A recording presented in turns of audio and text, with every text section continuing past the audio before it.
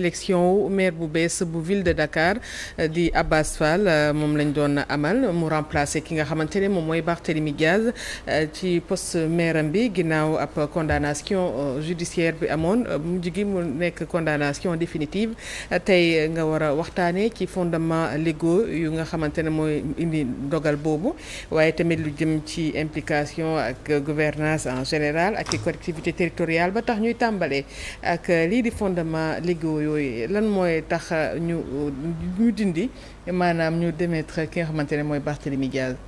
Fatou merci dama lay laajaat nag fondement légaux noonu lañ koy waxee ci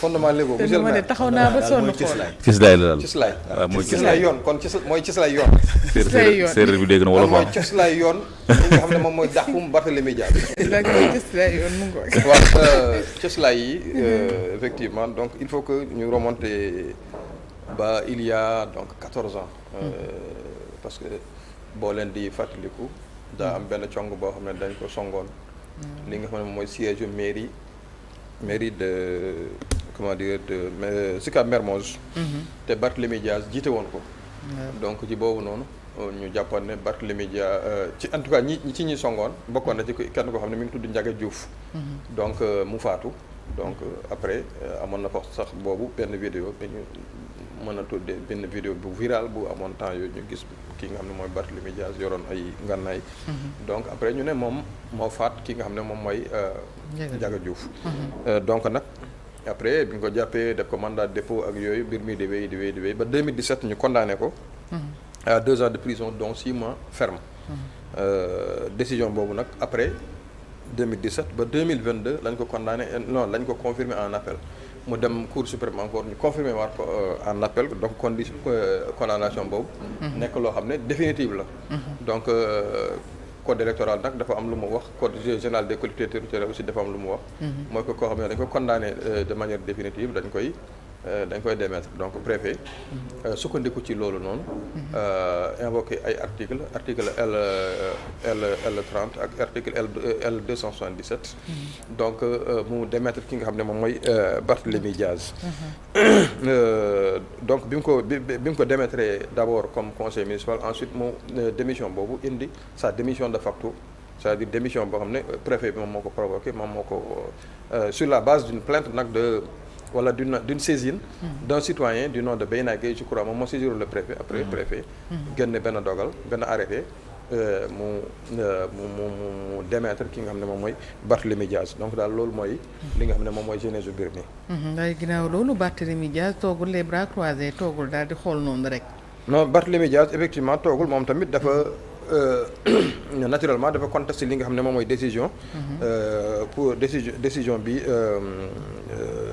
d'abord li nga xam ne moom mooy sa condamnation judiciaire d'abord bu tribunal bi daf ko conteste devant la cour d'appel donc mu cour d'appel confirme mu contesté waat devant la cour suprême mais aussi arrêté bi nga xam ne moom moo ko démettre de ses fonctions de maire mu contesté ko fi nga xam ne moom mooy cour suprême ak dogal bi nga xam ne aussi bureau de l'assemblée jëloon na ko maanaam pour génne ko ci li nga xam ne moom comme député parce que moom éliroon nañ ko député ci législative bi passé élection législative yi donc loolu aussi mu contesté woon ko mais conseil constitutionnel ne woon moom loolu du ci àddu parce que nekkul ci ay compétence am donc condamnation bi nekk définitive Barthélémy Diaz perdre na mu perdre li nga xam ne moom mooy son mandat comme maire mu perdre aussi li nga xam ne moom mooy son mandat comme élu parlementaire lan mooy argument wu Barthélémy Diaz waaw xam nga préfet moom mi ngi basé wu ci article les articles la xaaral ma xoolaat ko article L29 L30 ak L277 du code électoral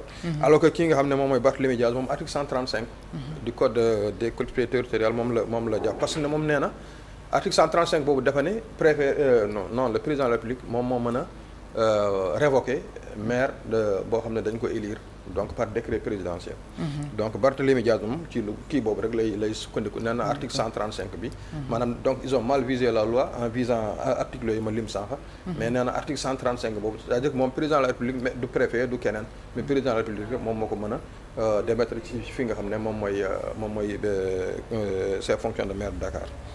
ci jamono yooyu le 21 août 2025 Barthélémy Dias déposé benn requête ci di référé suspension ci kanamu Cour suprême ci ban bii la woon lu waral loolu. waaw xam nga malgré que Barthélémy Dias quand même mi ngi doon def li nga xam ne moom mooy combat mi ngi doon mener combat judiciaire bi mais. Parallèlement aussi. Au niveau de la mairie de Dakar déjà on avait installé un maire intérimaire en la personne de Ngoné Mbengue nga xam ne ñoom ñoo bokkoon ci taxawu bi. parce que c'était la première adjointe au maire donc loi bi loolu la wax. après kooku moo nekk maire mais il fallait loolu ci benn diir la diir boobu bu jeexee il faut que ñu organiser élection te Barthélémy Dias bëggul woon ñu dem ci élection yooyu donc loolu moo tax mu dugal li nga xam ne moom mooy référé suspension maanaam ñu def sursis à exécution maanaam ñu bañ a examiner li nga xam ne en tout cas ñu bañ a élire beneen maire. mu dugal donc référé suspension au niveau de la Cour suprême. 25 août bii passé le 22 août déjà. 22 août 2025 Cour suprême déclaré recevable li nga xam ne moom mooy référé suspension bi parce que dafa am y a d'abord les conditions de recevabilité ensuite mu am examen au fond. président Cour suprême désigné benn juge benn dame. boo xam ne ko na comment dirais-je na examiner recours bi. le 25 nag le 25 mooy jour bi nga xam ne moom moo waroon am élection mooy le lundi. madame la juge donc jël ci benn décision à 9h. ne bon y avait pas de raison à ce que ñu arrêté procédure pour élection maire bi. donc parce que nee na conditions yi nga xam ne. moom la référé suspension moom la sursis à exécution moom la laaj donc les conditions n'étaient pas réunies parce que nee na amul woon benn urgence. Ensuite amul woon benn risque de comment dirais-je pour ñu violer la loi. par la tenue donc du conseil municipal. donc ce qui fait que après le conseil municipal comme ni ko ñëpp gisee. conseil municipal bi wéyal liggéeyam ba élire ki nga xam ne moom mooy Abass Fall. donc du coup comment dirais-je la révocation de Barthélémy Dias devient définitive. avec l'élection de son remplaçant. lan moo dese léegi Barthélémy Dias. waaw Barthélémy Dias li ko dese xaw na bëri bon d'abord. il faut savoir que Cour suprême jusque là moom li mu kii rek mooy ci référé suspension la addu mais des na jugement au fond. maanaam le 18 septembre la Cour suprême su ma juumalee je crois le 18 septembre la Cour suprême di addu ci li nga xam ne moom mooy affaire bi au fond. parce que Barthélémy Dias effectivement moom dafa jàpp ne article 135 bi li mu wax loolu rek moo mën a am. mooy que président de la République moom moo ko mën a démettre de ses fonctions de maire. donc moom mu jàpp ne le préfet l'arrêté préfectoral donc est illégal mu contesté ko. loolu juge Cour suprême bi waxagu ci donc le 18 septembre la ciy wax. beneen bi mooy sur le plan international donc loolu tàmm nañ di ko fii gisoon nañ ko ci Karim Wade gisoon nañ ko ci Khalifa Sall. mooy que à chaque fois que ñu épuiser seen voie de recours interne. mën nañ saisir li nga xam ne moom mooy Cour de justice de la CEDEAO. ensuite mën nañ saisir aussi le comité des Nations Unies sur les droits de l'homme. donc Barthélémy Dias yooyu yëpp dese na ko. maintenant sur le plan judiciaire et personnel donc comme moom dañ ko condamné de manière définitive dans l'affaire Ndiaga Diouf. loolu mën na gàntal ci li nga xam ne mooy ambition yi nga xam ne am na ko comme une ambition présidentielle par exemple su fekkee ne dafa bëgg présenter wu à l'élection présidentielle 2029. bon mais loolu aussi am na ay voies yoo xam ne yoon ubbi na ko mooy par exemple mën na am réhabilitation judiciaire. tout comme mën entre-temps aussi jamono mën naa neex ba nga xam ne ñu voté benn loi d'amnistie boo xam ne dafay effacer li nga xam ne moom mooy condamnation Barthélémy Dias bi.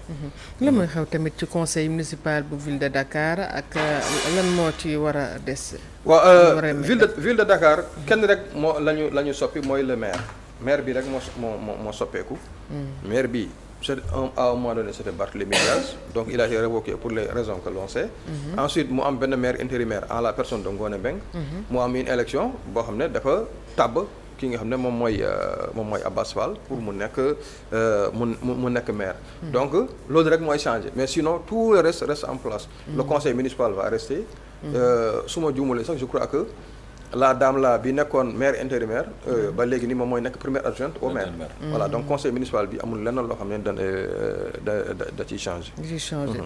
ci mbirum conseil municipal bi nag moom dinañ ko dissoudre wala. waaw conseil municipal mën nañ ko effectivement mën nañ ko dissoudre. donc code général des collectivités territoriales moom moo ko prévoir en son article 140. nee na président de la République mën na dissoudre conseil municipal par décret motivé. maanaam bu amee benn dysfonctionnement bu am benn blocage c'est-à-dire mu am benn par exemple benn xiiroo ngaayoo entre conseillers ba nga xam ne. le préfet wala l'autorité administrative constate que ne. fii le fonctionnement de la commune wala le fonctionnement du conseil municipal est bloqué. Donc président de la République sur cette base là mën na jël benn décret dissoudre li nga xam ne moom mooy conseil municipal. Je crois que 2022 boobu moom c'était général. Je sais pas si vous vous rappelez l'amendement Moussa Sy moo permettront à ce que ñu dissoudre on avait dissous presque toutes les collectivités territoriales yi nga xam ne ñoom ñoo nekkoon Sénégal ci moment boobu ensuite provoqué ay élections anticipées.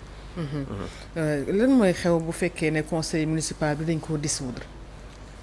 bon bu fekkee ne conseil municipal bi dañ ko dissoudre.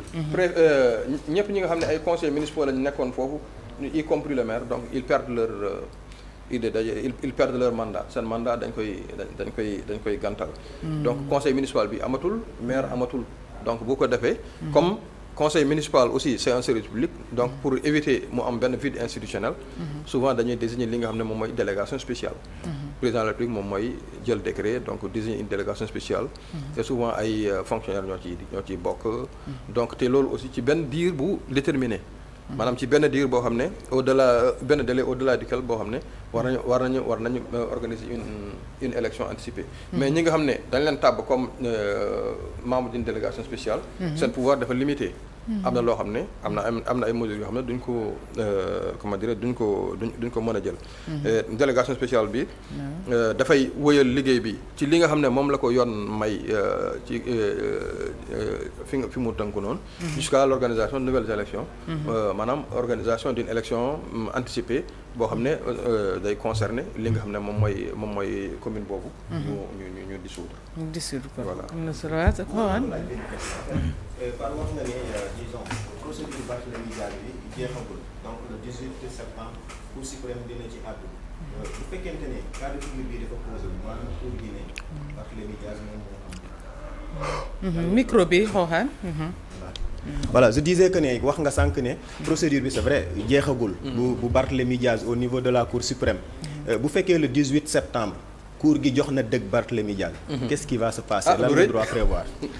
li ndax Abbas moom fal nañ ko ba installé nañ ko. li waa ji doon wax ndaw lu rëy en tout cas fii ce sera un cas de jurisprudence parce que loolu amagul fii ci Sénégal. c'est vrai bon maintenant lu éventualité la boo xam ne am na ñoo xam ne ñu ngi xalaat ne lu mën a nekk la mais de toutes les façons su fekkee ne Cour suprême parce que Cour suprême dans l'ordonnancement dans l'ordonnancement wala dans la hiérarchie des décisions wala des actes donc li nga xam ne moom mooy décision judiciaire moom mooy primé moom moo nekk ci kaw donc bu fekkee ne Cour suprême dafa ne Barthélémy Dias mi li ñu ko révoqué du dëgg du yoon dañ ko war a remettre dans ses droits bu boobaa en tout cas dina gis loo xam ne vraiment lu instruire lay doon parce que boobaa loolu dafay gàntal de manière rétroactive bépp acte boo xam ne jëloon nañ ko foofu au niveau du conseil municipal remettre ki nga xam ne mooy Barthélémy Dias dans ses droits dans les normes c'est comme ça que ça doit se passer bon maintenant comme amaguñu benn cas boo xam ne mës na fi xew ci Sénégal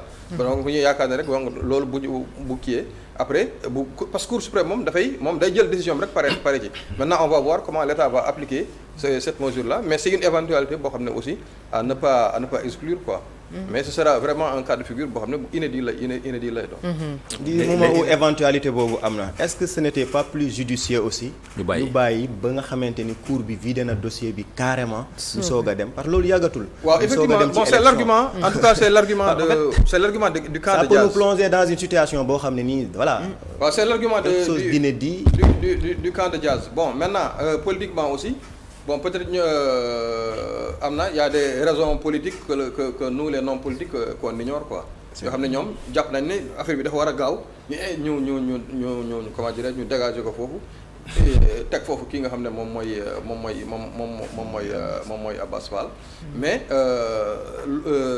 loolu noonu ça n'exclut pas le fait que xam nga la justice moom comme on dit rek c'est une dame qui boo xam ne qui marche lentement mais le 18 dina joxe décision maintenant peut-être buy joxe décision aussi mën na même le juge il peut prendre en compte même éléments yi ñuy wax ni su fekkee ne par exemple loolu dafa nar a indi benn trouble au niveau de comment dire du conseil municipal bon loolu yëpp moom da koy sóoraale buy jël sa décision aussi parce que le juge aussi buy statue selon les éléments dont il dispose selon la loi mais selon aussi son intime conviction donc bu jàppee ne peut-être décision bi bu ko jëlee mën na indi comment dire benn jiixi jaax au niveau du conseil municipal donc voilà mën na jël décision boo xam ne dafay favorable à ce que équipe bi nga xam ne moom moo fi nekk mu wéy liggéey bi mais bu fekkee ne dafa jël en tout cas mesure bi nga xam ne bi ñëpp ragal mooy que par exemple mu ne l'élection en tout cas la destitution de Barthélémy Diaz elle n'est pas légale mu annulé li nga xam ne moom mooy arrêté préfectoral bi bu boobaa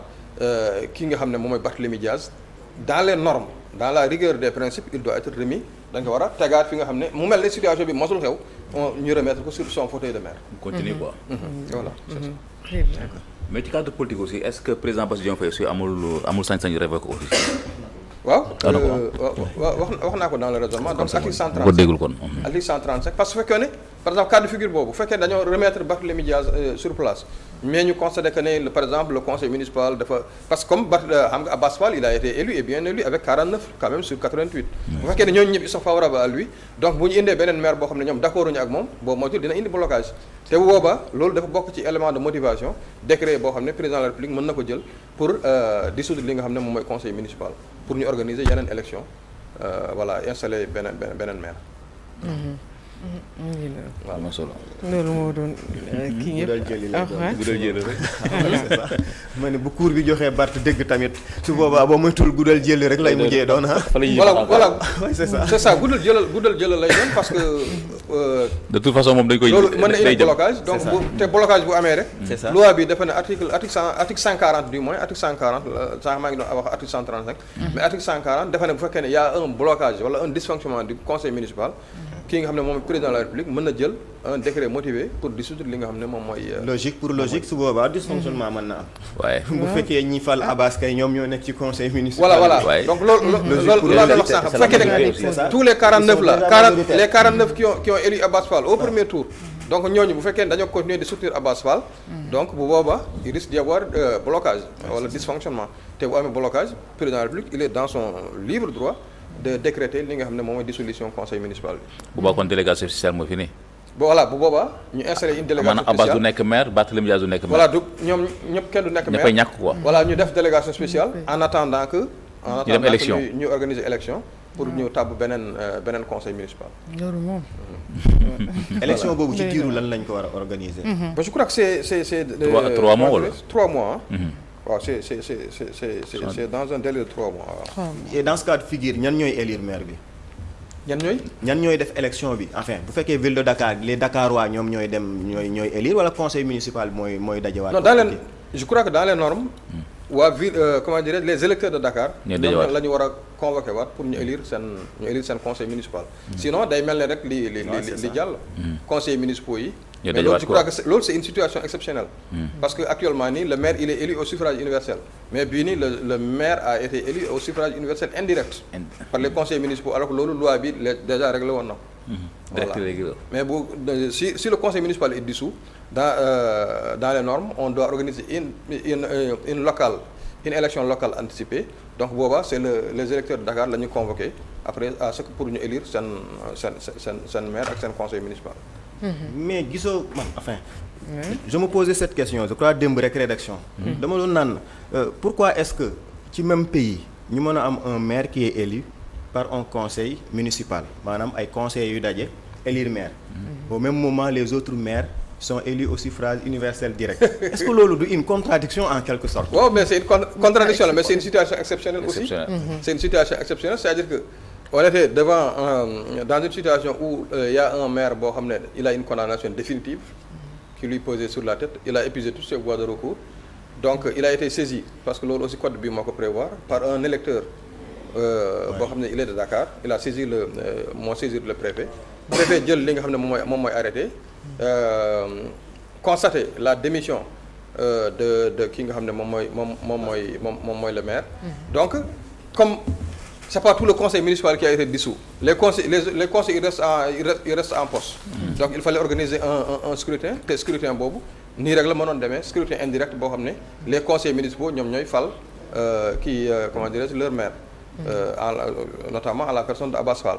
Mais bu fekkee ne nag dañoo dem ba yegg foo xam ne dañoo constater comme par exemple cas de figure bi ñu évoqué sànq noonu bu fekkee ne dañoo dem ba constater que ne il faut que ñu def yeesalaat mbir mi donc organiser une élection anticipée booba président de la République day jël un décret di dissoudre li nga xam ne moom mooy conseil municipal bi après pour li nga xam ne wax nga ko sànq pour mu am vraiment mu am benn égalité entre les maires mu bañ a am tous les maires élus au suffrage universel sauf un le maire de la capitale élu au suffrage universel indirect donc booba après mu rétablir peut-être li nga xam ne moom mooy égalité mais pourtant boo demee ay Brésil yenn dëkk yi moom les maires dañ koy nommer même le maire de la ville quoi. waaw loolu moom dafa dépendre ci système rek bon. système bi quoi waaw ñun moom système francophone bi lañ jël nga xam nga ñun moom tout nos codes là sont d'inspiration française donc dañoo fekk France di ko def donc ñun tamit ñu jël loolu.